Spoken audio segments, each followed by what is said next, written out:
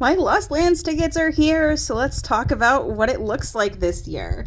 So these are the VIP wristbands. You can see that they've got a pretty like orange warm tone going on. I really like the neon orange on the VIP. That's pretty cool.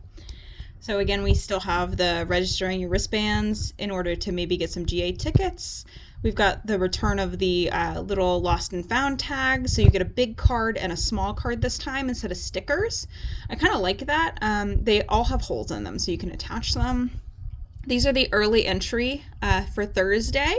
So they do have a QR code on the back of them. I didn't want to show that just for security reasons. So the thing I'm probably most excited about are these clutch loops. They're so cool. So the front says Lost Lands, and then you have the dinosaur that says, clutch loop on it. So this portion you're going to attach to your phone. And then here you've got a locking carabiner to connect it to whatever you want. And then in here, you pull it out. It's got a steel cable, so it's really hard for pickpockets to cut that. We get these little pins, so I ended up getting 2 of the same ones, but I did see online that other people had different ones. And then we have the return of the earplugs.